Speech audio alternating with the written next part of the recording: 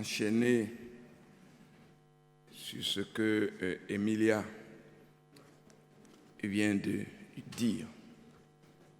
À quelque chose, malheur est bon. Nous avons appris avec le Covid, la Covid, que la confiance absolue au marché mondial des aliments pour assurer l'alimentation des populations dans nos collectivités était folie. Nous venons d'apprendre, avec la guerre en Ukraine, que si nous ne restructurons pas nos systèmes alimentaires, nous nous ouvrons à des fragilités qui pourraient entraîner des conséquences sociales et politiques dont nous ne mesurons pas la portée.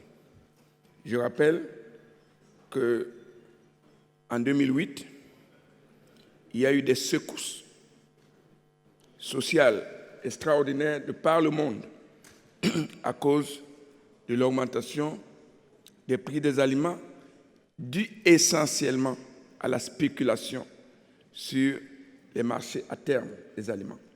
Donc, je pense que la question de la restructuration des systèmes alimentaires est devenue une question cruciale, indispensable, et il n'y a pas une seule ville de l'espace méditerranéen qui ne se pose cette question. Il faut savoir que dans toute ville, 40% de ce que nous faisons est consacré à nourrir la vie. 40% de notre force de travail est consacrée à nourrir la vie. Cette force de travail peut être exportée pour importer les aliments ou peut être mise à contribution pour augmenter la production locale. La question de la localisation des productions au plus près des marchés de consommation est donc une question très importante. Et si vous voulez, cette question est importante non seulement pour assurer la sécurité alimentaire et l'autonomie alimentaire, mais elle est aussi importante pour la planète, puisqu'on sait le coût carbone d'avoir importé des fraises du Pérou pour les manger en Afghanistan. Enfin, encore que les Afghans n'importent pas tellement de fraises. Mais ce que je veux dire, c'est que probablement, ce travail à restructurer les systèmes alimentaires doit être entrepris par tous et particulièrement dans l'espace méditerranéen. Alors, pour discuter de ce qui est fait dans l'espace méditerranéen, nous avons le plaisir d'avoir avec nous le docteur Mohamed Higazi, ambassadeur d'Égypte, directeur du bureau régional pour l'Afrique du Nord de CGLU Afrique et conseiller du ministre du Développement local d'Égypte.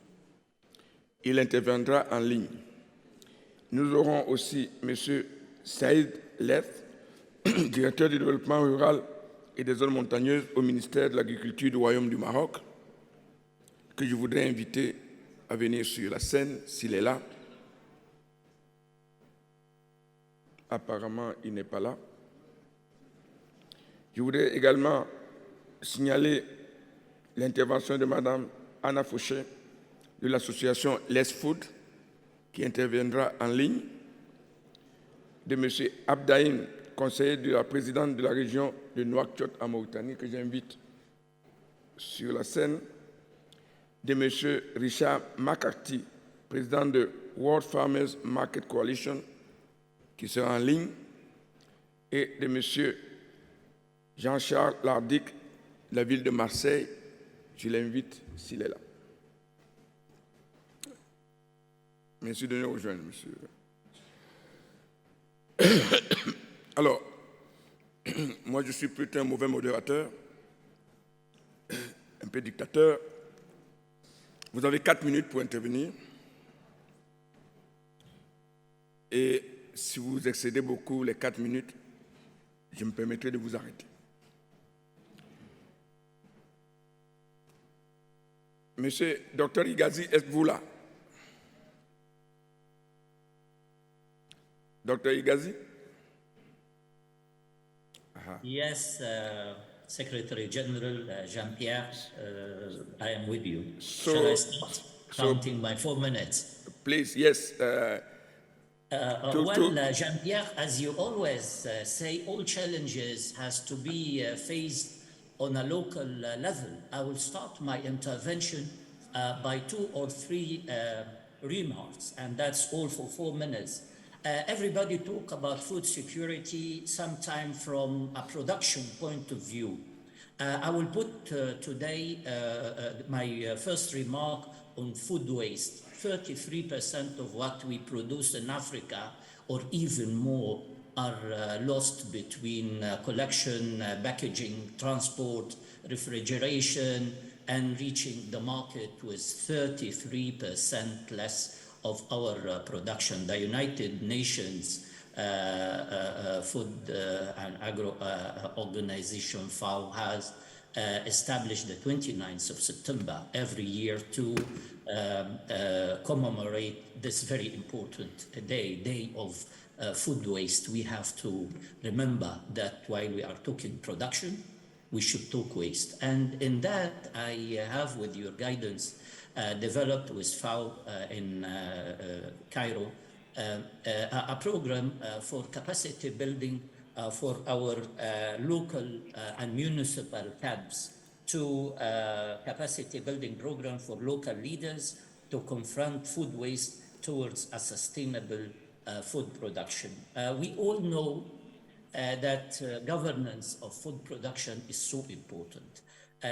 Building the capacity of local leaders will help from the collection in the agro field to the transport, to the right packaging. I think we can talk about raise of awareness. We can talk about educating our leaders. So on a local level, we will contribute to the well-being of our food, and we will save for Africa. And I'm sure a shared experience can come from across the Mediterranean, and a program has been established also between Kigali and certain European Mediterranean cities, say Marseille or Napoli, and we also developed a similar program with Kenya and some other cities in the north of the Mediterranean. And that can be the link where we all put our hands together to help the 33% lost. And definitely we all know the importance of food and food waste that contributes also to the greenhouse gas emission, and the importance also that we understand how saving our production is a key to our development. So building the capacity of local leaders will be my first remark, and this is a very important project that both FAO, UCLG Africa, and UCLG, Emilia is here, and she talked about the role of the local authorities, and Jean-Pierre always say that we have to confront all challenges on a local level. Yes, we need really to raise awareness. We need to improve our governance to our food production. The second remark, then my last 2 minutes, will be to a very important message that our leaders are carrying today while we are speaking in Paris, where President Macron, as you may recall, Jean-Pierre, when we were in COP27 together in Sharm el-Sheikh, President Macron have put a very important message to the world about the new global finance pact. The new global finance pact is that everybody spoke about the impact and ramifications of COVID-19. And again, with the Ukrainian-Russian war, that impacted us in Africa immensely. And we need really to carry our responsibilities. And I remember President Macron said that we cannot wait for COP28. We cannot wait for COP28. We have to act, and we have to act fast. In 6 months' time, everybody should gather to the opening session of the International summit, the new Global Finance Pact, where our leaders from Egypt, South Africa, Zambia, Cote d'Ivoire, I think Gambia, Gabon, and if I may recall, also the Congo-Brazzaville, among many other African leaders, are gathered today in Paris to discuss. If you want us in Africa to go green, if you want us to materialize, adapt initiatives towards climate change, you people have to come to understand that partnership is the key. And while we are speaking, also the Financial Institute are always following the same policies without understanding that the global has changed after the pandemic. And we have also the same policies, the same rhetorics, and the same pressure that we are facing in our economies. And we cannot go green without you. So I think President Macron was right in his initiative in Sharm el-Sheikh, and today he is fulfilling his commitment, and we are all together, African leaders and developed countries, international monetary institutes, World Bank, IMF, and many others, seeking if we are going green, how can we go with green economy without the financial support? I know that my 4 minutes has reached its end.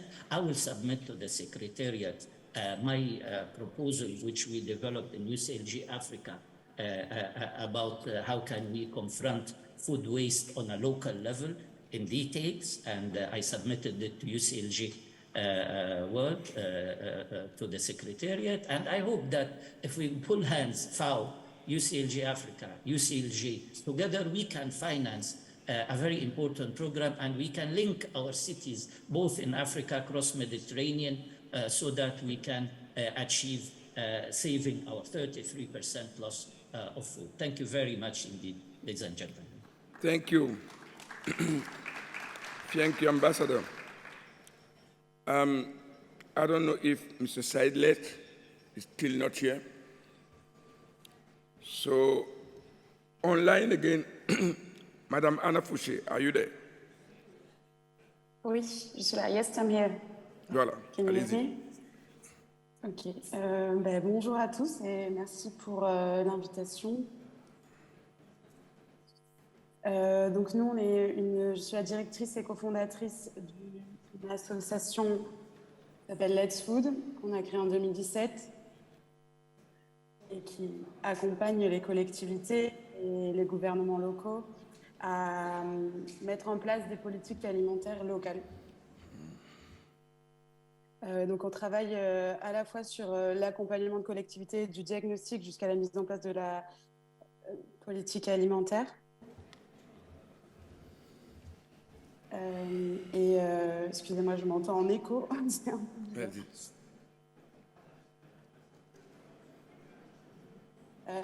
Et on travaille sur des coopérations entre territoires et notamment sur des jumeaux climatiques, c'est-à-dire travailler avec des villes qui auront le climat d'une ville 50 ans plus tard.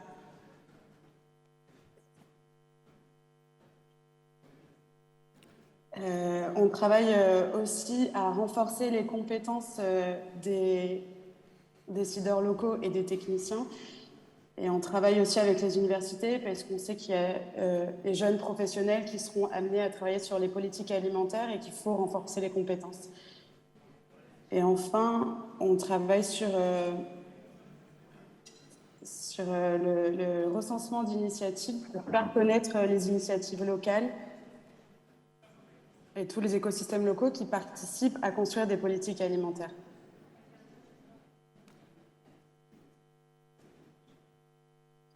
On travaille sur le Maroc et la Tunisie depuis 2016, mais on travaille aussi avec la FAO sur tous les territoires méditerranéens dans le cadre du projet SFS Med. Et on a identifié beaucoup d'initiatives qui sont portées par des politiques publiques et notamment des territoires qui sont assez avancés sur ces questions. Donc l'idée, c'est de faire un diagnostic de durabilité qui identifie à la fois les problématiques liées à la sécurité alimentaire, donc les questions nutritionnelles, mais aussi les questions d'accès économique et d'accès physique, les questions de problématiques environnementales, donc à la fois sur les questions de production, transformation, distribution, la durabilité économique, donc comment on crée de l'emploi qui soit durable à la fois pour les producteurs locaux, qu'on réindustrialise un peu les territoires pour justement faire de la transformation et créer de la valeur ajoutée, et de la distribution donc, qui va permettre aussi de créer des emplois en recréant les circuits courts tout en favorisant une répartition équitable de la valeur ajoutée des producteurs jusqu'aux consommateurs. Donc, il y a une restitution d'ailleurs, si vous êtes intéressé sur ces questions de politique alimentaire en Méditerranée, avec un webinaire qu'on réalise avec la FAO, qui sera le 13 juillet de 10h à midi, et où l'idée c'est d'identifier les principales actions à mettre rapidement en place pour mettre en place une politique alimentaire territoriale. Donc, et on a également identifié les compétences locales, les acteurs qui portent des projets, mais aussi les donateurs et autres fondations qui sont en capacité de financer des projets. Et peut-être pour terminer, donc les 4 actions qui nous semblent principales pour limiter un petit peu les plafonds de verre qu'on constate quand on travaille sur les territoires. Donc avant tout, je pense que on pense que c'est au rôle des États d'être beaucoup plus courageux dans les compétences et les transferts et les financements qu'ils font aux acteurs locaux et donc aux gouvernements locaux. Il faut à la fois transformer les stratégies agricoles qui aujourd'hui se font à l'échelle nationale et qui se réfléchissent sur des balances commerciales avant de réfléchir à la capacité de nourrir les populations. Donc il faut changer, en tout cas penser différemment les choix de production qui sont à l'échelle nationale et qui notamment sont dédiés à l'export. Il faut aussi repenser les politiques sociales à l'échelle nationale pour arrêter en fait d'importer des produits qui vont être donnés ou qui vont être subventionnés et qui sont de mauvaise qualité nutritionnelle, pour donner l'accès à tous à une alimentation de qualité locale. Et il faut effectivement, donc en France, on a un programme qui finance les collectivités locales pour leur permettre de réfléchir des politiques alimentaires. Donc ça, c'est pour le premier axe. Le deuxième axe, je rejoins Monsieur Higazi sur le renforcement des compétences. Donc pour des politiques qui soient systémiques, multi-acteurs et transversales. Comment on travaille avec les différents acteurs. Donc il faut aussi former les acteurs locaux et le grand public, parce qu'on ne crée pas juste l'offre, il faut aussi créer la demande. Et il faut absolument, dans un troisième temps, financer les acteurs associatifs. Et les acteurs locaux doivent être en mesure de financer sur le long terme des acteurs associatifs qui participent à créer les projets nécessaires à la fois de la lutte contre le gaspillage alimentaire jusqu'à la sensibilisation des habitants. Et on a absolument besoin de renforcer les écosystèmes locaux. Les collectivités locales ne feront pas tout seules.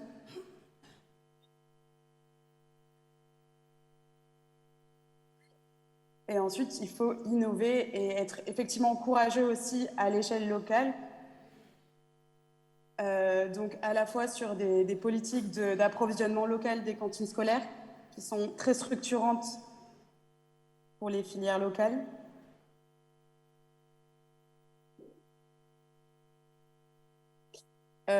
Sensibiliser aussi sur la réduction de la consommation de la viande, absolument. Et notamment dans la diète méditerranéenne, ça pose la question, même si effectivement c'est basé sur des légumineuses et des légumes et et des produits sains, mais il y a aussi la question de la viande qu'il faut interroger, et notamment en France, en Espagne, en Italie. Parce que la qualité n'est pas toujours gage de durabilité, et donc il faut aussi pouvoir questionner ça.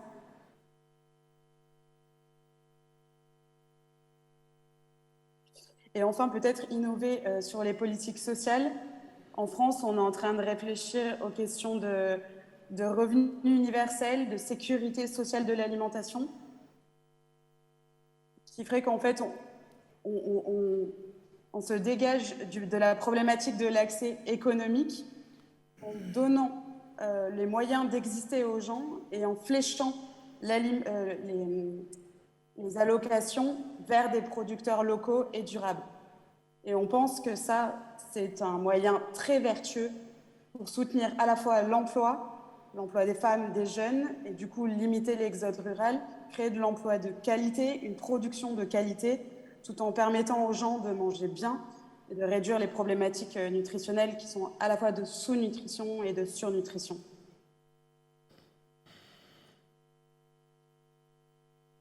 Merci beaucoup. Merci, madame, pour cette contribution extrêmement intéressante. Je voudrais maintenant demander à M. Abdaïm, conseiller de la présidente de la région de Nouakchott en Mauritanie, de présenter l'expérience de la Mauritanie. Merci beaucoup, Monsieur le Secrétaire général. Assalamu alaikum wa rahmatullah. Moi, je vais parler de Nouakchott, et la capitale politique de la Mauritanie, et une ville qui a beaucoup de défis. Il abrite à peu près le tiers de la population, à peu près 1,5 million d'habitants. Et une ville qui a connu une expansion dans l'infrastructure dans une période très courte à cause de ce que nous appelons l'exode rural, à cause bien sûr des effets du changement climatique. Et Nouakchott aussi est coincé entre la mer et le désert. Il y a eu beaucoup de défis, surtout en matière de sécheresse, car nous avons vraiment l'ensablement et le dune du côté du nord, et nous avons aussi l'avancée de mer et la nappe aussi phréatique qui est juste à 0,5 cm. Donc beaucoup de défis climatiques de Nouakchott. Il est considéré comme une ville vulnérable, malheureusement. Et bien sûr, comme ce que me citait en avant, c'était la période de Covid, nous avons tiré des leçons de Covid-19, surtout en ce qui concerne la sécurité alimentaire. Malheureusement, Nouakchott ou la Mauritanie, comme la plupart des pays africains, n'exploitent pas les espaces pour cultiver localement. Donc nous importons les produits alimentaires, surtout les légumes. Et dans la période de Covid, c'était la catastrophe, surtout que nous n'avons pas de légumes au niveau national. C'est pour cela, je vais citer des exemples développés par la région de Nouakchott pour donner face à ces défis, comme un projet qui est nommé Nourrir et Verdir de la ville de Nouakchott. C'est un projet pilote financé par la coopération espagnole. Et les objectifs de ce projet, c'est de promouvoir l'agriculture urbaine et périurbaine, et bien sûr la création de l'emploi vert et la contribution à l'autosuffisance alimentaire. Donc ce projet, c'était fait comme projet pilote dans le périphérique de Nouakchott sur la surface de 10 hectares. Et nous avons préparé les parcelles et distribué sur les jeunes chômeurs et les coopératives féminines.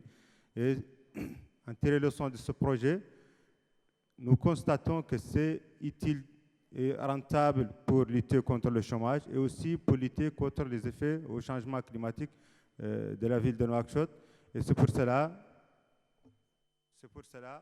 actuellement, nous préparons une deuxième phase avec la ville de Paris sur un autre périmètre de 10 hectares pour aussi continuer à réaliser les deux objectifs, celui de ravitaillement du marché local et celui aussi de la lutte contre le chômage. Nous avons aussi un autre exemple qui est en cours. Notre conseil régional a délibéré pour la création d'une banque alimentaire régionale dans la région de Nouakchott aussi, afin de contribuer à disponibiliser c'est-à-dire le ravitaillement aussi des rations alimentaires pour les familles vulnérables aussi, familles pauvres, dans les quartiers périphériques de Nouakchott. Et actuellement, avec la ville de Paris, nous sommes en train de jumeler avec l'expérience des épiceries solidaires qui existent en France pour continuer à bénéficier de leur expérience dans ce domaine de la sécurité alimentaire. Et bien sûr, nous encourageons aussi au niveau de Nouakchott l'agriculture dans les maisons, l'agriculture dans les terrasses, pour encourager l'agriculture urbaine que nous constatons que c'est une solution pour la sécurité alimentaire et pour le ravitaillement aussi du marché local. Je vais terminer avec des recommandations. La première, c'est de développer l'autosuffisance alimentaire à travers l'appui à l'agriculture urbaine. Les investissements dans l'agriculture sont 2 fois, selon les études, plus efficaces pour réduire la pauvreté que les investissements dans les autres secteurs. Aussi, l'implication des collectivités territoriales est fiable aussi dans le programme de gouvernement et aussi les fonds mobilisés pour lutter contre l'insécurité alimentaire. Donc, le fait car les élus locaux sont les plus proches des citoyens, celui qui connaît mieux le problème et le défi de son territoire. Et aussi, la création d'un mouvement de jeunes agricoles aussi est très nécessaire, surtout selon notre expérience. On a adopté une approche participative avec les jeunes et les femmes, et c'était aussi fiable de contribuer dans le changement de mentalité, surtout chez nous, les gens convaincus que l'agriculture est souvent c'est-à-dire appliquée que dans les zones rurales. Et cette expérience, on a sorti avec des résultats que c'est faisable, qu'on peut faire l'agriculture urbaine et alimenter le marché local, surtout avec des produits bio aussi, produits bio très simples pour la population. Donc le pouvoir aussi aux femmes, c'est-à-dire l'empowerment des femmes aussi est nécessaire, car les femmes jouent un rôle essentiel dans la production alimentaire, dans l'Afrique d'une manière générale, et bien sûr en Mauritanie comme exemple. Mais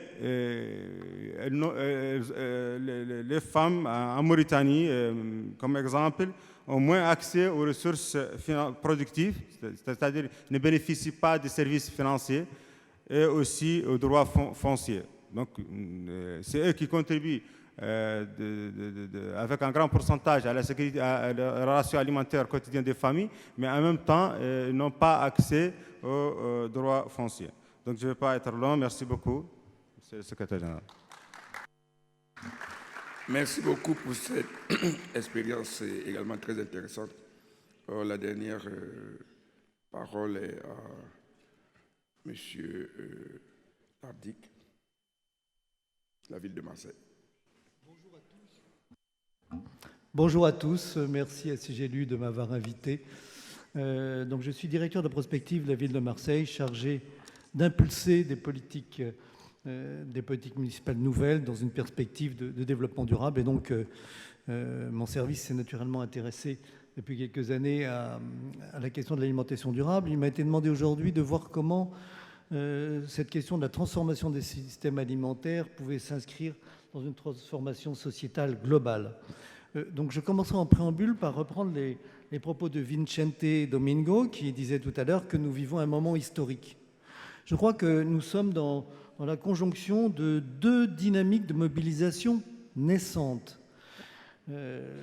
Nous avons assisté à la prise de conscience récente des besoins des collectivités locales pour intervenir dans le domaine de l'alimentation et de leur capacité à intervenir. Je dis récent parce que la ville de Marseille a été une des premières villes françaises à signer le pacte de Milan en octobre 2015. Donc on remercie la ville de Milan qui a lancé une dynamique. On remercie la ville de Barcelone avec les Barcelona Challenge, la ville de Glasgow avec la déclaration de Glasgow à laquelle nous avons participé il y a 2 ans.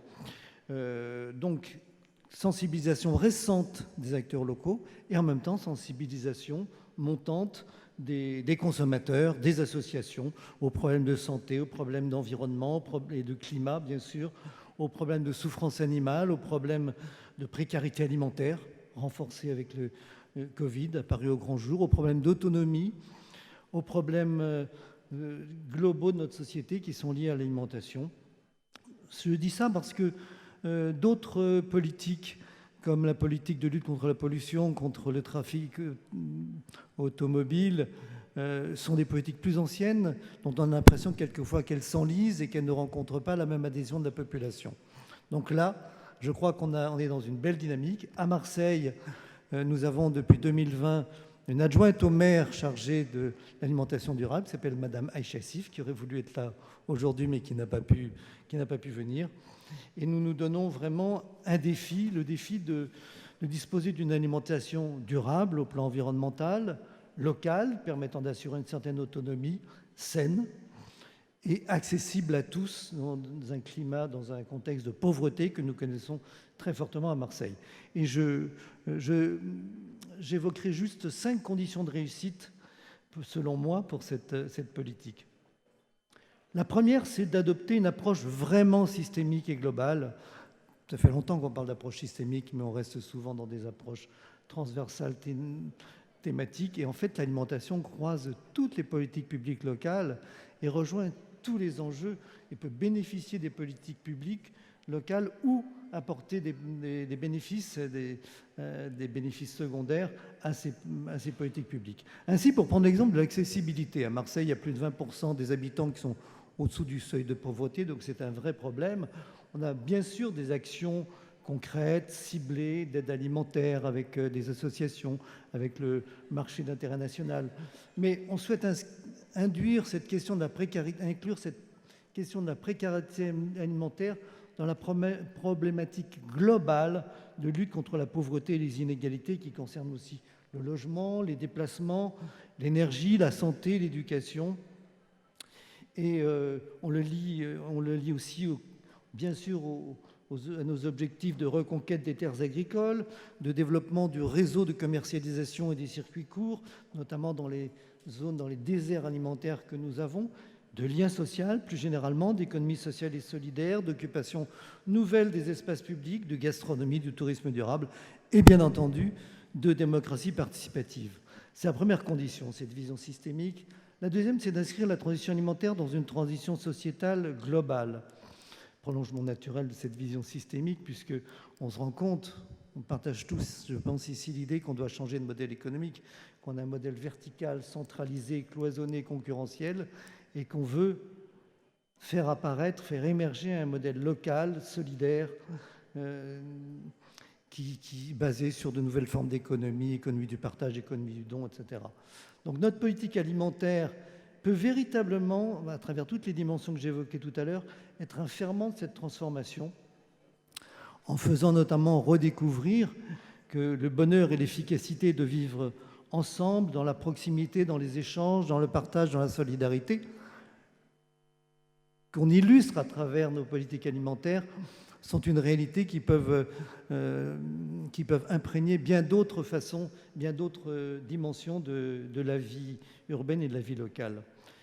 La troisième condition, c'est le besoin de faire clarifier, en France au moins, la gouvernance multiniveau de l'alimentation entre les différents échelons territoriaux, de l'échelon communal jusqu'aux échelons étatiques et à l'international, parce qu'il n'y a pas de compétences attribuées en France, à part dans le domaine de l'agriculture, qui tend d'ailleurs à devenir prédominant dans les réflexions et dans les projets d'alimentation territoriaux, parce qu'effectivement, il y a des choses qui sont inscrites dans le marbre en termes de compétences locales. Mais en termes de pratiques alimentaires, rien n'est dit, rien n'est écrit, et donc il convient que nous affirmions ensemble, et ça a été déjà dit à maintes reprises, notamment par Mme Emilia Saïs tout à l'heure, que nous faisions reconnaître le rôle des villes qui sont les plus à même d'intervenir sur tous les aspects que je citais, sur tous les aspects de politique locale en lien avec l'alimentation, sur la participation citoyenne, pour la question d'accessibilité aussi sur l'identification efficace mais discrète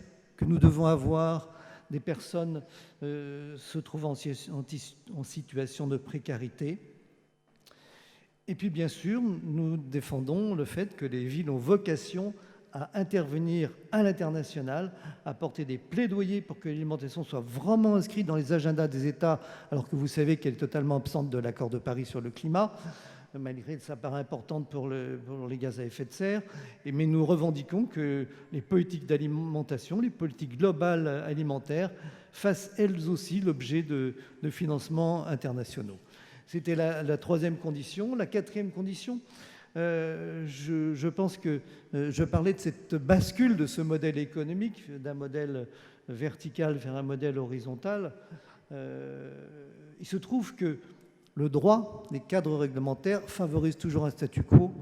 Et donc, pour basculer d'un modèle à l'autre, il faut, selon nous, ce que nous avons désigné à Marseille par transition juridique globale, sur lequel j'intervenais d'ailleurs à la réunion des maires à la COP 22 de Marrakech, car le droit fait obstacle à de nombreuses innovations. Le droit impose des normes qui ne sont pas applicables à des actions locales, à des actions de petite taille, et donc en dehors des évolutions réglementaires que j'évoquais au niveau des institutions. Donc il faut, je pense, lancer cette dynamique de transition juridique. Et dernier point en guise de conclusion, bien sûr, les besoins de coopération entre les territoires sous l'égide de CGLU sur tous ces sujets pour asseoir et partager des plaidoyers auprès des États sur le rôle des villes, sur la gouvernance, sur la décentralisation, pour promouvoir des échanges commerciaux équitables, pour que les relocalisations à certains endroits ne produisent pas des déséquilibres sociaux à d'autres endroits du monde, et puis échanger sur les méthodes et moyens d'action, sur la gestion de l'eau pour laquelle qui devient rare dans les pays du Nord alors qu'elle ne l'était pas jusqu'ici et pour laquelle nous pouvons nous inspirer de la gestion efficace des pays du Sud, et puis pour les modes de vie en général, avec, en nous disant là encore qu'on peut s'inspirer du Sud, parce que quand on parle de nouveaux modèles économiques, on arrive naturellement aux questions de l'économie informelle, qui permet chez nous d'amortir certaines formes d'inégalité, de conserver du lien social. Et je crois, ce sera mes propos de conclusion, que le Nord doit s'inspirer du Sud pour réhabiliter des modes de vie traditionnels, plus sobres et plus solidaires.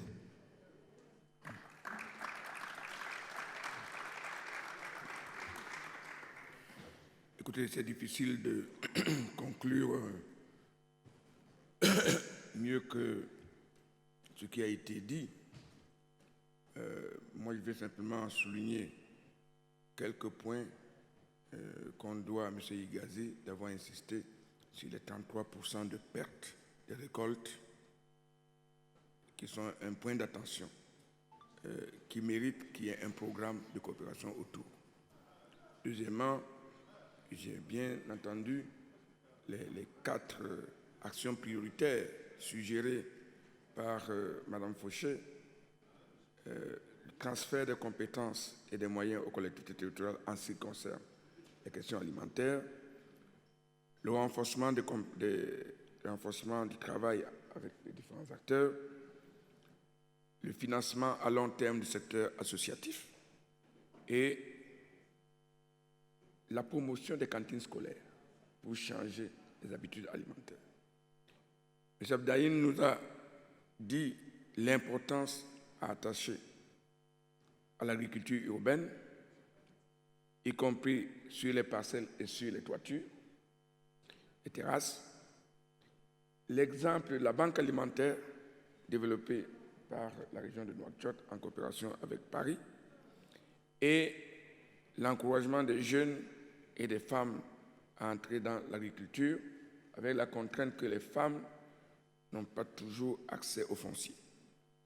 Et M. Lardic, vous avez eu raison d'insister sur l'approche systémique, c'est très important, d'insister sur la bascule d'un modèle vertical vers un modèle horizontal, et vous avez eu raison de dire que ça nécessite une transition juridique, point d'attention sur lequel nous n'insistons pas souvent, et vous avez dit qu'il faut encourager la coopération sous l'égide de ces GLU. Et j'apprécie beaucoup le sous l'égide de ces GLU. Maintenant, si vous voulez bien, nous allons avoir un film, s'il est là. Le film est là? Non, le film n'est pas là. Bon, donc, il ne me reste plus qu'à passer la parole à notre ami Younous Arikan de ICLEI. Mais avant, on va prendre une photo de nous trois, puisque le panel...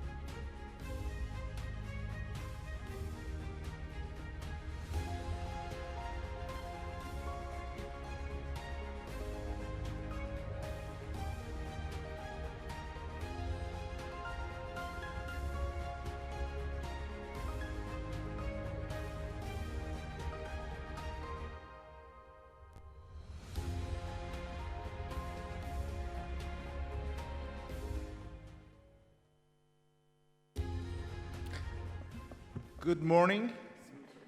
Once again, dear colleagues, it's a great pleasure for me to facilitate this third round. Thanks for the invitation. My name is Younous Arikan, the Director of Global Advocacy at ICLEI, Local Governments for Sustainability.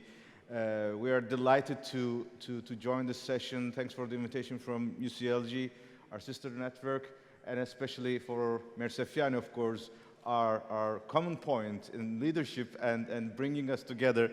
I know we have an exciting panel, and we also are limited with time, so I don't want to waste too much of our time. So before making an introduction, I would like to invite immediately my colleagues who would be the speaker of this panel.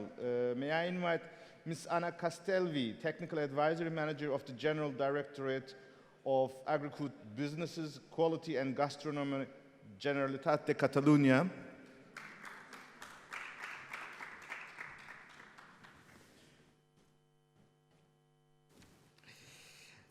My second guest is Madame Mariam Hozier, President of the Association Initiative Climate Africa.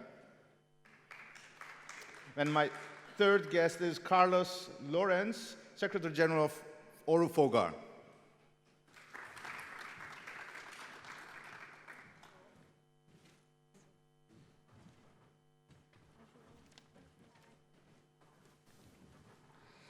So we will continue to have this diversity of experiences and insights, and I'm really delighted for a number of reasons. First of all, we have really a good diversity of perspectives. We will hear from a local experience, Catalonia, then we will hear a regional perspective, Africa, and then we will hear a global perspective. I think that's really a nice combination, and I'm also particularly very happy with the full gender balance in this panel, and it's also easy for me to moderate this session without virtual connections, but I think this is our new reality and new opportunity that we can combine physically and virtually, and we can hear each other more effectively.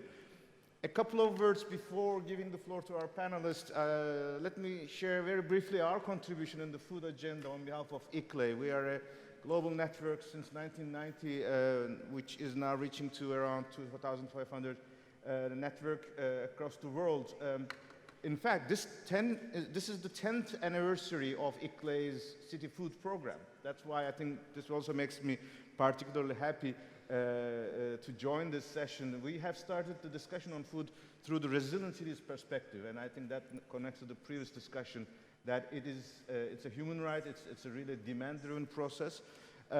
Our process has particularly advanced in 2021. That was the year, obviously, for the climate process being very active, but it was the year of the UN Food System Summit. And during this process, we have facilitated 16 dialogues on the Food System Summit process. And as a result of this engagement, together with UCLG, we are part of this Urban Food Systems Coalition and supporting this process. I think that's also good that the UN system is taking us seriously, as we heard from the Committee on Food Security as well. We are also working with Glasgow on the Glasgow Food Declaration. We are implementing a major project of European Union in Africa. Mayor Sefiani just mentioned about this. There is also a good linkage with Marseille on the Barcelona Food System Challenge. One of the nice initiatives that we are working on is also School Food Challenge, that school food is also an important element. So I think I'm now eager to hear more concrete examples from our colleagues. Let's start with Catalonia. How are you advancing? And Anna, I'd like to give the floor to you. I assume you would be speaking in a language that I should need translation. I can speak in English, yeah. No, I mean, I'm going to speak in English, yes. at least that helps me. Okay. So the floor, once again, we would like to invite our panelists for 4 minutes. Then I would like to have some feedbacks from the floor, if possible. And then we hope to finish around 12:30. No, 12:20 or so. So please. Okay. Thank you for inviting me here. Thank you to the organization. But first I want to tell you that I'm coming from a regional side. From Catalonia. I'm coming from the government of Catalonia. And here I have heard that there were doubts if in the regions we can manage food systems. And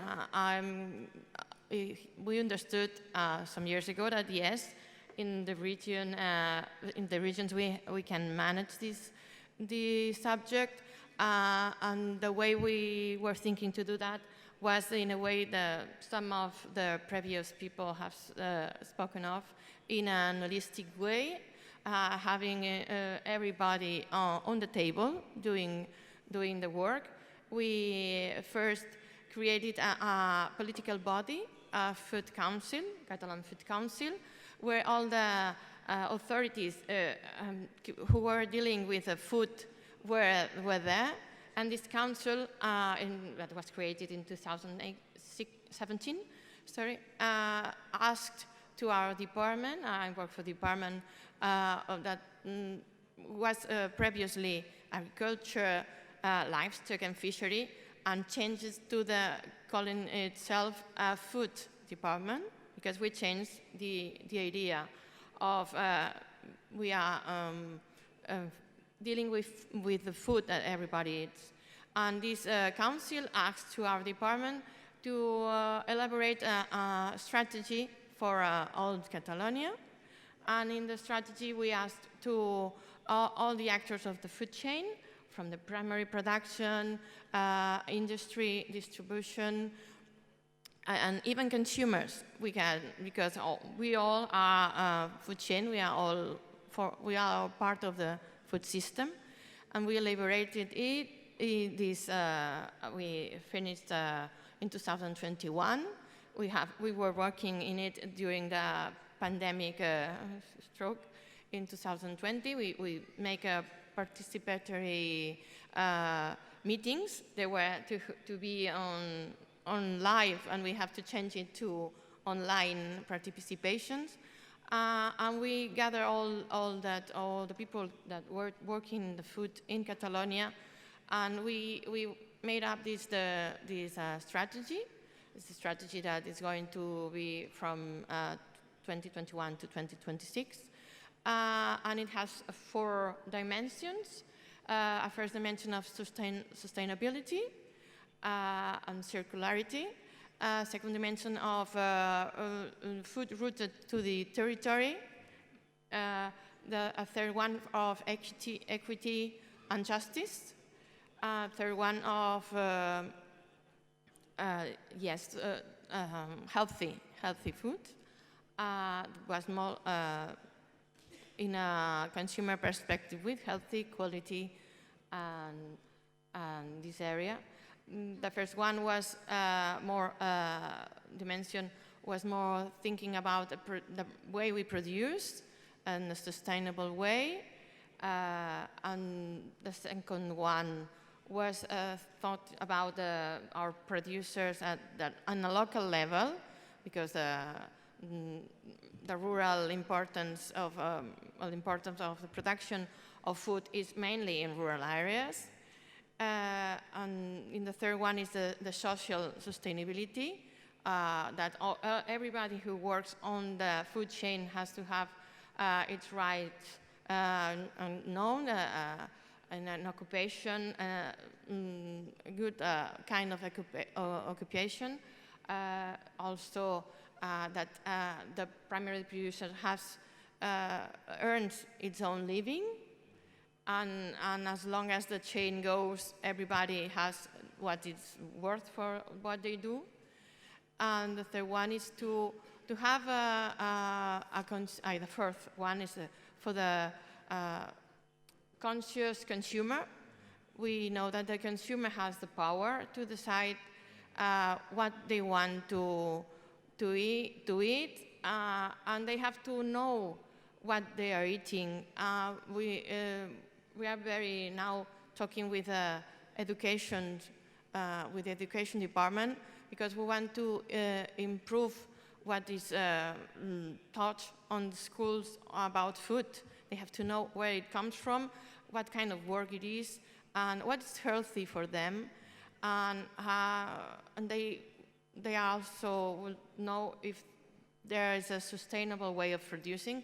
The power of the consumer will make the change of all the system to make it more sustainable, more better for everybody. Well, more or less in 4 minutes.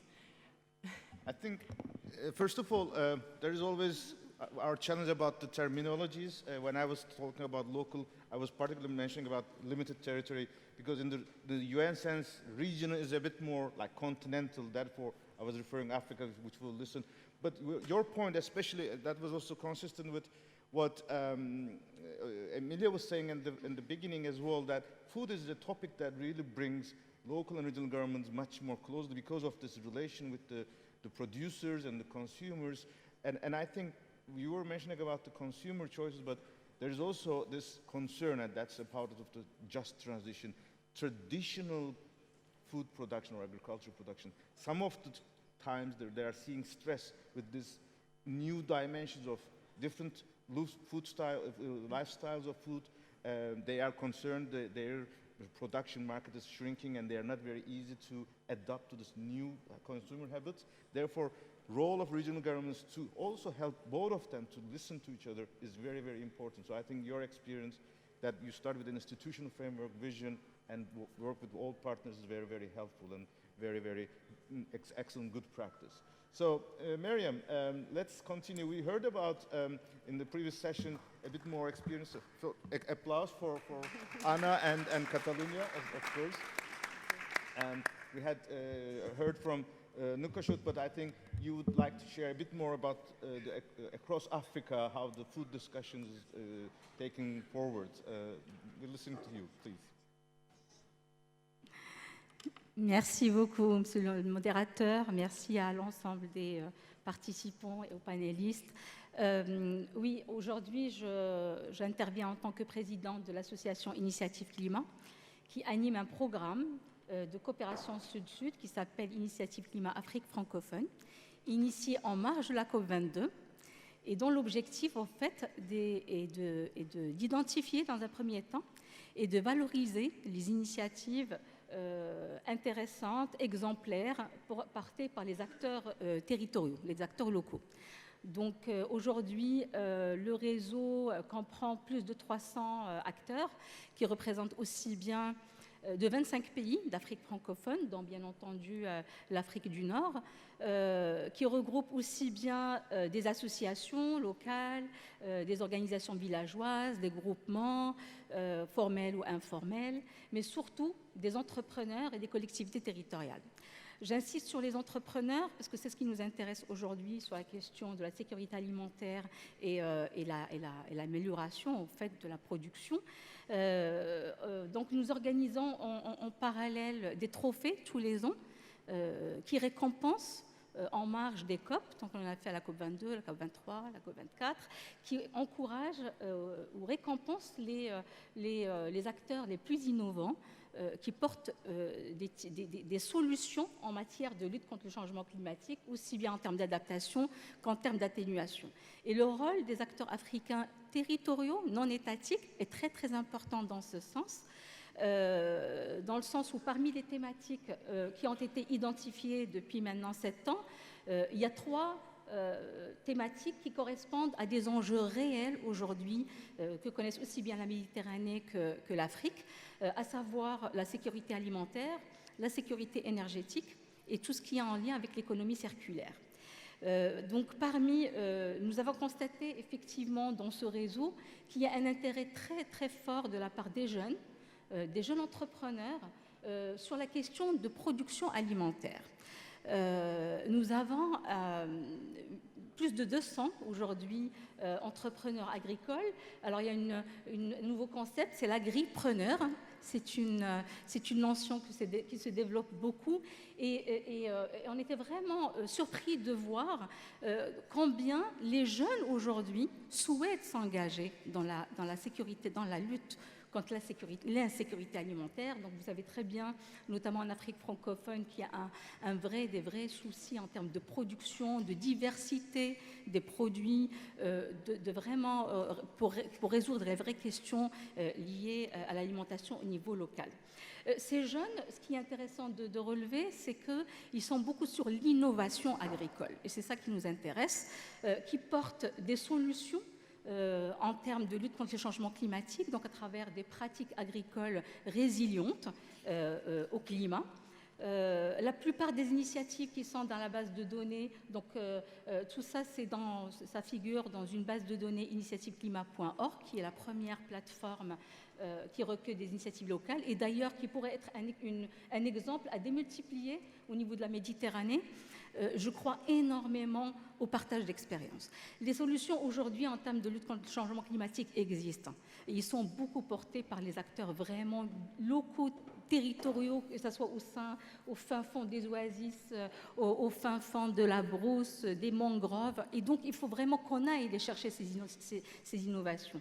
Donc, parmi les pratiques, en tout cas, qui sont développées par ces jeunes entrepreneurs, agripreneurs, il y a des questions très problématiques par rapport à l'agriculture durable et résiliente, à savoir la question de la semence.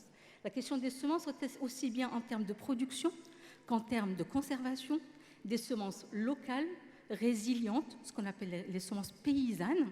Et il y a un savoir-faire extraordinaire dans le Sud, dans les pays du Sud, qui pourrait aussi alimenter les pays du Nord. On parle toujours de transfert Nord-Sud, mais il y a aussi un transfert Sud-Nord qui pourrait être intéressant dans la sphère méditerranéenne en particulier. Donc en plus des questions des semences, il y a beaucoup d'acteurs qui ont mis en place des banques de semences. Et comme vous le savez, on ne peut pas acheter et vendre les semences, donc c'est plus le partage, les échanges. Et premier impact, ça permet de diversifier la production alimentaire en Afrique, qui est un vrai problème vraiment majeur.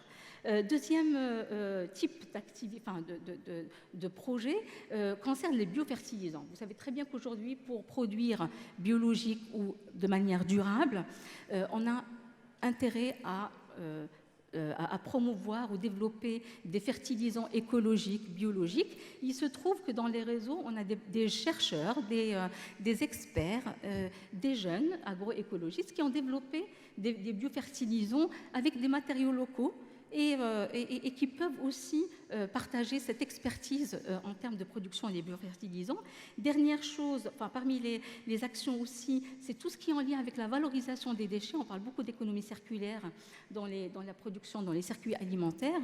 Et il se trouve qu'en Afrique, on n'en a pas le choix. C'est-à-dire que c'est une pratique courante qui est même un savoir-faire local qui se répercute, rien ne se perd. Et donc, il y a beaucoup de savoir-faire en termes de valorisation des déchets agricoles, soit en biofertilisants, d'ailleurs, qui peuvent servir, et c'est des pratiques qui sont très, très simples à partager, à démultiplier, à transférer, mais aussi des expériences, des innovations technologiques très pointues au niveau des laboratoires portés par des jeunes, notamment les biofertilisants liquides. Donc, dans la base de données, on a vraiment des projets très intéressants et qui pourraient vraiment nourrir d'autres expériences. Il y a tout ce qui est en termes aussi d'économie circulaire, la valorisation des déchets agricoles en termes de biochar. Vous savez que le biochar, c'est quelque chose qui se développe beaucoup en Europe, mais pas encore assez en Afrique, qui sont des amendements du sol pour améliorer la production, mais qui sont aussi responsables, en tout cas, ils contribuent à la séquestration du carbone. Et donc, en soi, c'est une pratique de lutte contre les changements climatiques en termes d'atténuation, en plus des pratiques d'adaptation. Donc, tous ces projets, ces producteurs ou ces acteurs contribuent de manière directe à l'approvisionnement en denrées des locaux, des communautés locales. Donc, on est vraiment dans la production locale pour des communautés locales. Et ça, c'est très important en termes de sécurité alimentaire.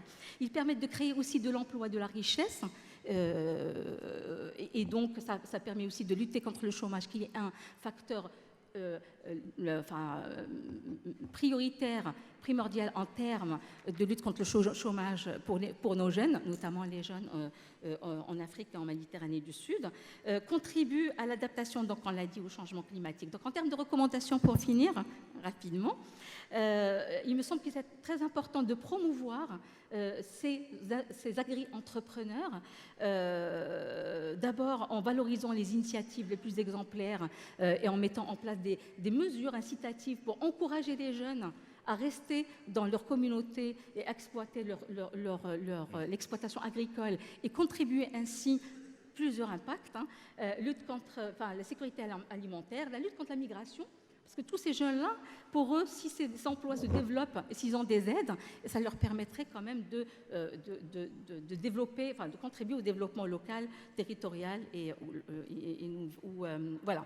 Et donc aussi très important que ces innovations, ces expérimentations soient reproduites par les politiques publiques agricoles, mais sont aussi impliquées dans l'élaboration des plans de développement territoriaux portés par les collectivités locales et notamment l'agriculture urbaine. C'est très important. D'ailleurs, la plupart de ces jeunes agripreneurs sont situés dans la périphérie et donc ça permet aussi le lien entre le rural et l'urbain qui est une problématique majeure.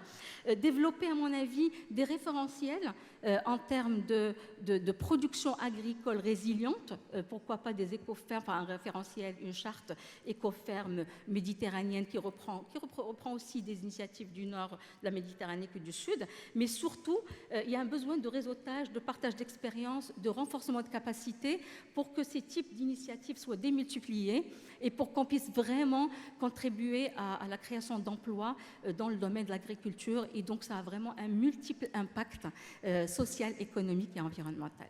Merci.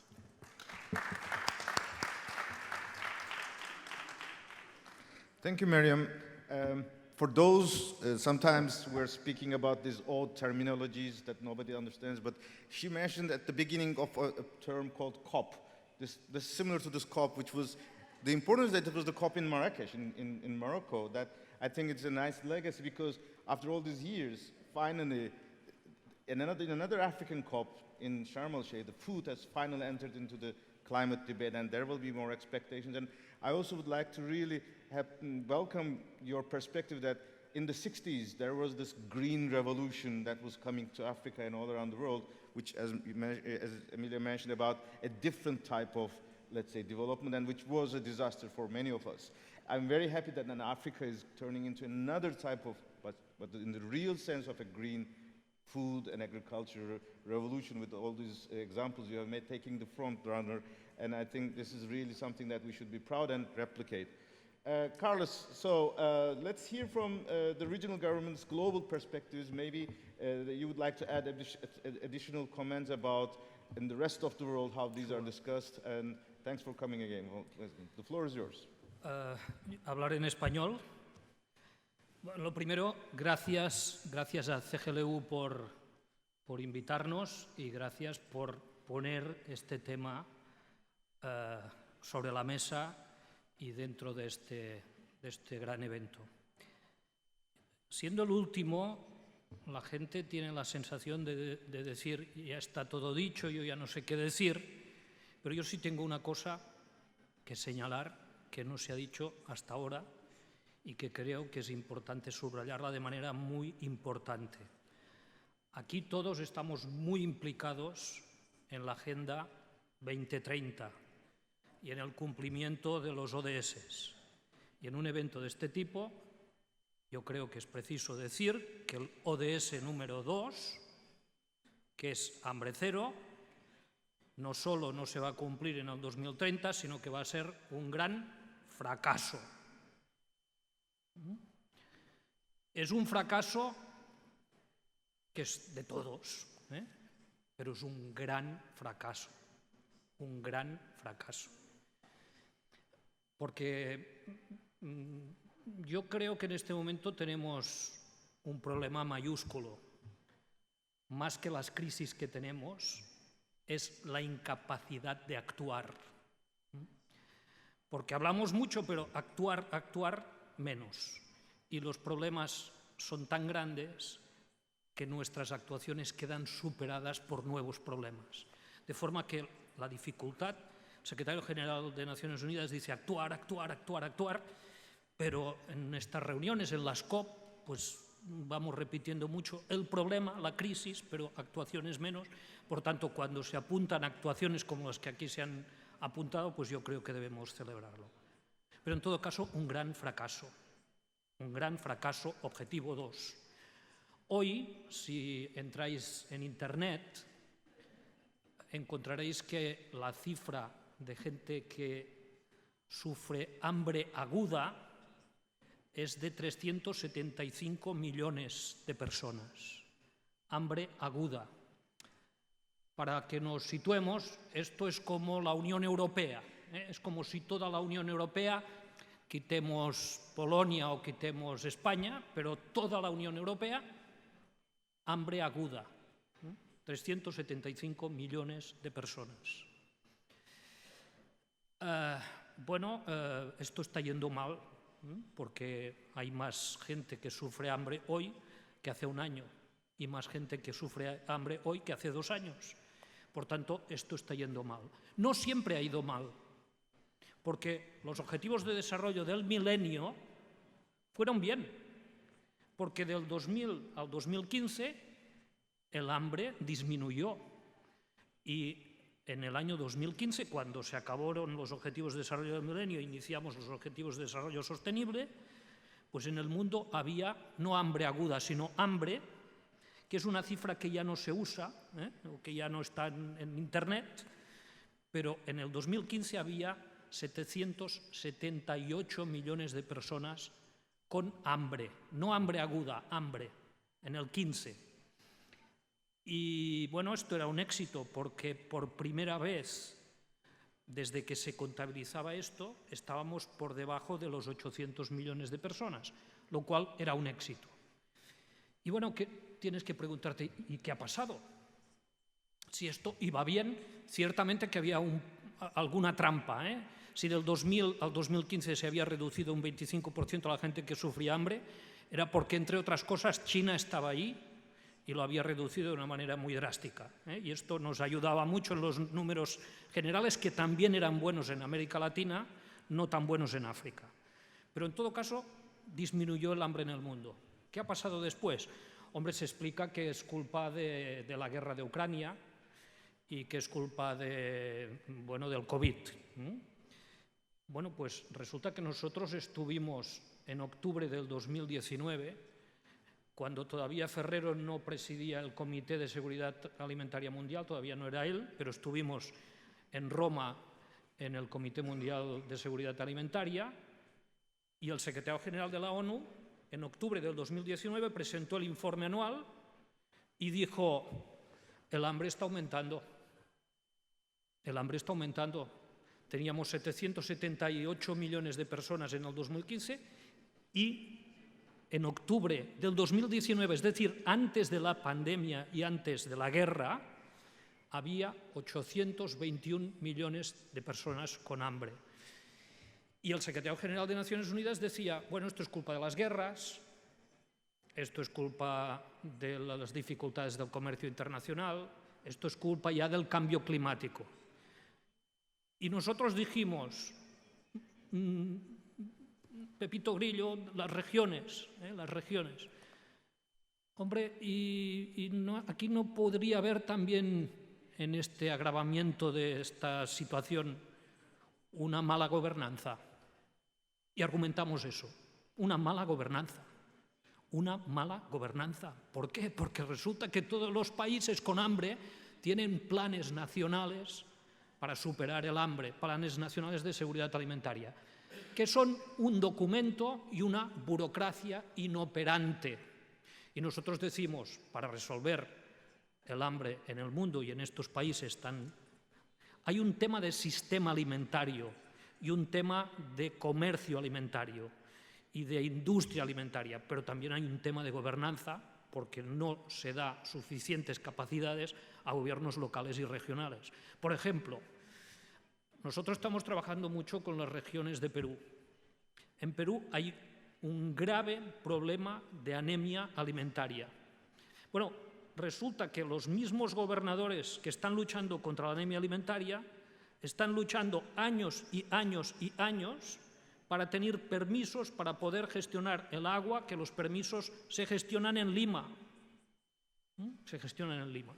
Por tanto, hombre, tenemos unos cuantos problemas acumulados que hacen que tengamos este fracaso de cara al 2030. Porque pasan cosas. Es decir, los niños de Perú y de los Andes tienen anemia. Sus abuelos no tenían anemia. Los niños de hoy tienen anemia. ¿Y por qué tienen anemia? Porque sus padres venden la quinoa y venden la papa y les compran, no sé qué, pero tienen anemia. Pasan cosas increíbles en este momento. Nosotros acabamos, en octubre del año pasado, celebramos nuestra 4ª cumbre de regiones sobre seguridad alimentaria y lo hicimos en Chile. Bueno, pues en Chile nos explicaban que tienen un problema o teníamos localizado que los problemas de hambre eran en el mundo rural, por abandono del mundo rural y mala gobernanza, pero al mismo tiempo eran en los niños. Bueno, pues resulta que en Chile nos dijeron: tenemos un problema de hambre con la gente mayor, urbana.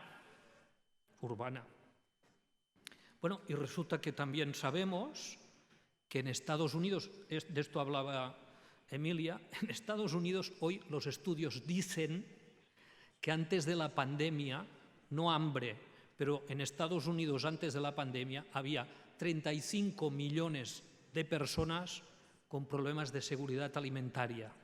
Y después de la pandemia son 38, que es una barbaridad. Pero es que en Estados Unidos además te explican que hay un problema de food desert, un problema de desierto de alimentos, porque resulta que en barrios completos no hay forma de encontrar comida sana, en barrios completos, porque resulta que ha desaparecido la pescadería, la carnicería. Bueno, todas estas son cosas que nos pasan. Frente a todo esto, ya veo que mi tiempo se está acabando, Frente a todo esto, nosotros, después de 4 congresos sobre regiones y seguridad alimentaria, ¿qué estamos diciendo? Hombre, estamos diciendo que algunos paradigmas de cómo abordamos el tema tienen que cambiar. Y para ser breves, porque el tiempo se nos acaba, yo debo explicar que en nuestro último congreso sobre seguridad alimentaria, nuestro grupo de trabajo sobre seguridad alimentaria cambió de nombre y pasó de hablar de seguridad alimentaria a ser el grupo de soberanía alimentaria, que es completamente diferente, porque seguridad alimentaria quiere decir, para resumir, que la gente tenga algo que poner en la boca, que tenga alimento. Soberanía alimentaria quiere decir más cosas. Quiere decir que se tiene que procurar que el alimento se produzca cerca. Hay la idea del kilómetro cero a nosotros nos encanta, la idea de alimentos de proximidad, denominación de origen nos encanta. ¿Por qué? Porque no se trata únicamente de conseguir alimento comprándolo fuera y hundiendo la agricultura local, sino que se trata de promover la agricultura de proximidad. Sabemos que, por ejemplo, en Europa es imposible la soberanía alimentaria, pero tenemos que acercarnos a eso. Y en nuestro cambio de paradigma también hay otro paradigma que tenemos que cambiar, que es el concepto que tenemos sobre el agricultor y el mundo rural. Desde hace siglos, esto viene de la Ilustración, se menosprecia el agricultor y la zona rural. Bueno, y debemos ser conscientes que si comemos es gracias a ellos. Por tanto, creemos que se tiene que revalorizar el rol del agricultor, del mundo rural, y estamos muy contentos cuando Naciones Unidas, en su cumbre sobre sistemas alimentarios, pues lo que nos está diciendo el mundo rural tiene que desarrollarse porque es clave para el futuro de la seguridad alimentaria mundial.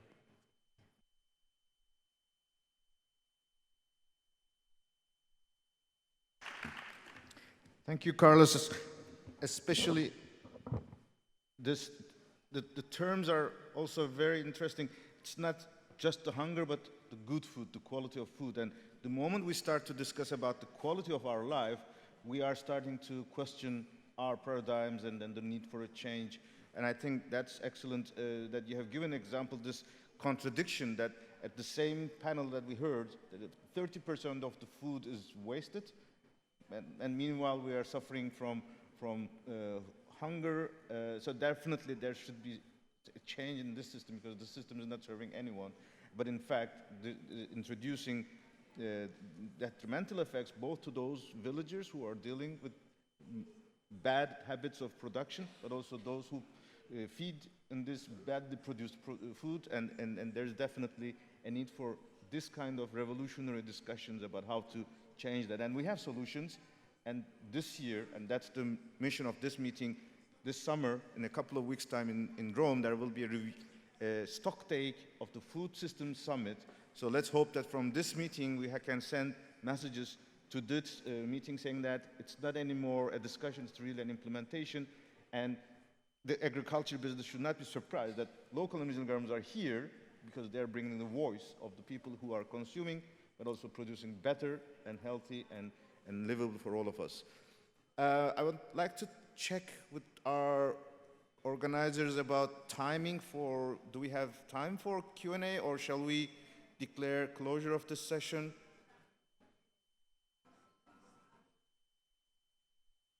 Okay, let's see. Is there a mic that will be traveling? Is there any would like to intervene? Please just introduce yourself and prefer to come to the point so that our experts could also be responding. I see David, but I would still recommend, David, you introduce yourself. Do we have a mic in the room? Okay, Firdaus is bringing. Anyone else? Okay, one is also good, so that then we can have your 1-minute responses like concluding remarks. Yeah, David. Thank you. Thank you very much. If you I'll speak loudly in case the mic is not working. No, it's okay. It's okay. Okay, great. Thank you. No, my name is David Jackson from UN Capital Development Fund. But the point, and this was a very interesting and rich discussion, and there is something called the Local Food Systems Alliance, which is co-chaired by UN Capital Development Fund and the World Food Programme. And it's really the World Food Programme that is taking the lead, but I feel that this needs an injection from this meeting here. The Local Food Systems Alliance did meet at the last COP, but I feel there is far more energy in this room than there was in that one. So somehow it would be nice, I think, to effectively bring the two together. The key element that was discussed at the Local Food Systems Alliance is about decarbonizing the value chains and also making sure that one is not exporting nutrition. And we talked a lot about the issue you raised. So in, for example, in the US, in parts of, the food security is as low, if not worse, than it is in parts of the so-called developing countries. So it's really about looking at nutrition chains instead of value chains and trying to make the paradigm shift that way. But the call is, let's join efforts with this Local Food Systems Alliance. It's already embedded in the COP process, so that when we get to the next COP, somehow we've joined the streams. Thank you. Thank you. Thank you for the recommendation, and we are happy that our energy is also inspiring others. So let's follow the same order. Let's start with Anna. David was a suggestion, but you can also comment on your colleagues' comments. 1 or 2 minutes, like your final round of responses. Well, sorry. Is there another one from the floor? Sorry, I missed that. Okay, let's have one more, and then we'll give back to the... Buenas tardes. Soy representante de la Comunidad Autónoma de Extremadura, en España, y quisiera preguntarle acerca, bueno, pues del abandono de lo rural hacia las ciudades, ¿no? Que estamos, de alguna manera, lo rural idealiza la ciudad idealiza lo rural, y entonces con respecto a esta cuestión, pues la representante consejera de España, bueno, pues ha dicho que el tema de comedores escolares, que se educa a los niños en esa comida, en de dónde viene, pero creo que hay una falta, estamos de nuevo llevando lo rural a la ciudad, haciendo huertos agrícolas en las ciudades o haciendo comedores escolares en las ciudades sin que de parte de la ciudad comprendan lo que es lo rural, lo duro de la agricultura rural y este comercio de proximidad, etcétera, esta gestión de la proximidad, creo que pasa por entender lo rural, ¿no? Que de nuevo la ciudad está importando lo rural sin saber, idealizando lo que es lo rural, el paisaje, igual que hacemos un parque en una ciudad, idealizando lo que es la zona verde del campo, hacemos un huerto en la ciudad, idealizando lo que es la agricultura, que no es tan ideal, ¿no? Esa era la cuestión.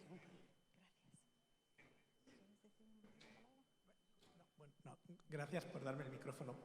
Básicamente, en la intervención que he hecho antes, coordino con mi buena amiga, que faltaba un elemento fundamental, que es un concepto que está poco a poco avanzando en el mundo de la sociología, y es que hay una nueva línea de trabajo que va en la dirección de intentar ruralizar más las ciudades. Hay un camino que se ha iniciado tímido, pero una posible línea de actuación sería ruralizar. Quédense con este concepto, que quizás es la primera vez que lo escuchan hoy, pero ruralizar las ciudades es como una estrategia que se acerca, ¿no? Gracias por darme el micrófono. Un placer.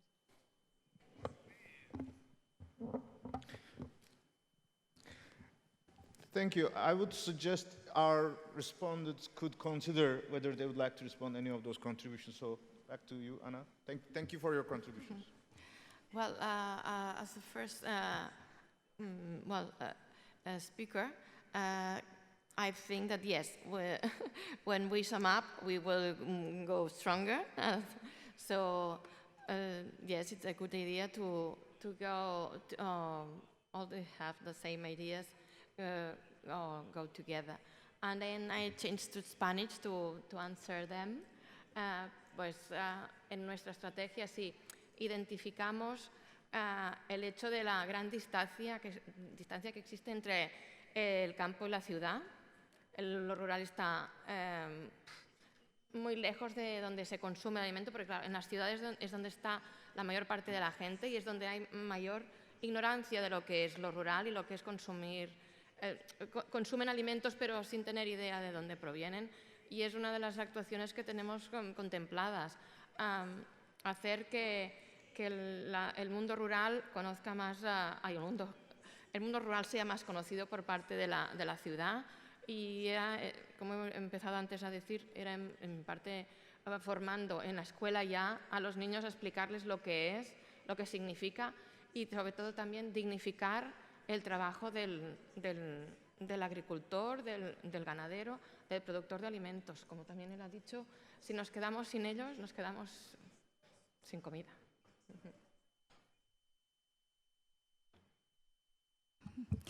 Merci rapidement. Donc, j'adhère complètement à la proposition de David Jackson par rapport aux chaînes de nutrition. On parle beaucoup de chaînes de valeur et on oublie souvent la chaîne de nutrition qui englobe un peu plus, qui est plus une approche holistique qui répond exactement aux problématiques d'insécurité alimentaire. Je crois énormément aussi à la promotion de la production locale, communautaire, notamment dans les espaces périurbains, et qui pourrait vraiment résoudre, d'abord approcher les urbains, les citadins du rural. Comme vous dites, beaucoup d'enfants aujourd'hui ne connaissent pas du tout, et même des adultes, ne connaissent pas d'où vient la nourriture. Est-ce que ça vaut, en fait, la valeur de la production agricole? Est-ce que ça coûte aussi aux producteurs? Donc c'est très important, ce lien urbain-rural à travers l'agriculture périurbaine et urbaine. Et puis également le réseautage, le partage d'expériences autour des solutions innovantes pour répondre à la question du changement climatique, à la décarbonation de l'agriculture qui est aujourd'hui le cœur de cette conférence. Voilà, merci. Bien, yo debo hacer referencia a estas dos intervenciones porque señalan para nosotros, para el regionalismo, un tema clave. Un tema clave en el debate global. Durante 20 años no se ha hablado de esto en la agenda global.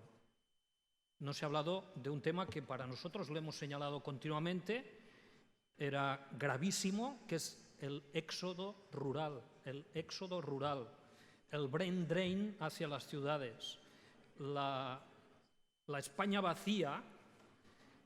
Bueno, ha llegado de repente, pero es que tiene que ver con un proceso que viene de siglos, pero que se ha aumentado en los últimos años. Y en el debate global este tema no era importante. No era importante. Desde Naciones Unidas pues te hacían un discurso diciendo, oiga, ahora vive el 55% de los habitantes mundiales viven en las ciudades, y en el año 2030 van a vivir el 80%, y en el 2090 pues el 90%. Y claro, nosotros siempre decíamos, oiga, pero esto es horrible, esto no funciona, esto no puede ser. Pero pues este debate no existía, ¿no? Yo debo decir que estamos muy contentos de contar a nuestro favor a CGLU, y especialmente pues dentro de CGLU es muy importante el trabajo que está haciendo FAMSI, que es quien se encarga dentro de CGLU del tema del desarrollo económico local, ¿no? Porque CGLU nos está acompañando en este debate, y hoy si estamos aquí es porque CGLU también está remando en el mismo sentido. Pero en todo caso, este es un tema fundamental. Este es un tema fundamental y que tiene que abordarse y que tiene que ver pues, con una nueva gobernanza en la que cuente el mundo rural y en la que cuente el territorio, y en el que se dé poder al territorio, poder real. En este sentido, nosotros no solo estamos por un cambio de paradigmas, sino que nosotros estamos por un cambio de semántica. Por ejemplo, nosotros dijimos cuando en Hábitat 3, en ONU Hábitat, se aprobó la nueva agenda urbana, que nosotros hablar del derecho a la ciudad no nos parecía bien, porque era como valorizar la ciudad menospreciando el mundo rural. ¿Qué quiere decir el derecho a la ciudad? Oiga, quizá los habitantes de la ciudad puedan reclamar el derecho al campo, ¿no? Pero no, Naciones Unidas nos habla del derecho a la ciudad. De la misma forma que se nos habla de ciudades sostenibles. Es decir, nosotros creemos en lo semántico y nos encanta lo que ha hablado Vicens de ruralizar las ciudades. Pero claro, cuando se habla de ciudades sostenibles, es que una ciudad no es sostenible. Una ciudad no es sostenible porque no hay alimento. Puede haber huertos urbanos, pero no hay alimento suficiente en una ciudad. En una ciudad no hay agua. En una ciudad, al final, tampoco habría aire para respirar, ¿no? Por tanto, nosotros lo que estamos reclamando es una visión más holística, más global, donde lo rural y lo urbano y lo territorial sea sostenible.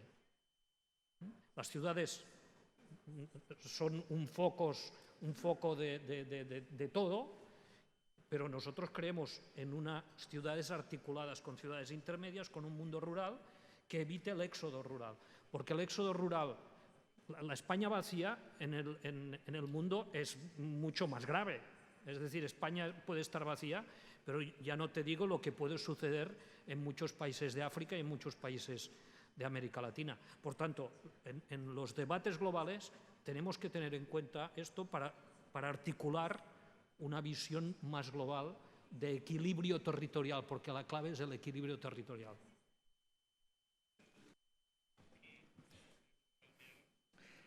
Well, I'm excited to continue the debate, especially the discussion whether a city is sustainable or not, which I truly believe that if it is well managed, if it is well designed, it is sustainable. The question is, are we able to do it? And I think the whole Habitat 3, all SDGs, is to prove that this is doable as long as we have the right leaders, right institutions, and right processes. And we are happy that over these years we are demonstrating good examples, and this has to be expanded. This is our challenge everywhere. The debate starts now. Okay, that's exactly the start of it. Another discussion, which will be 1.5 days in these rooms and across the world. But I'm really happy that we are around these bright minds, bright spirits, and bright examples. I'd like to invite all of you to have a warm applause to all our speakers. And I think the summary will be feed into the declaration Miriam will be holding as well. Thank you very much.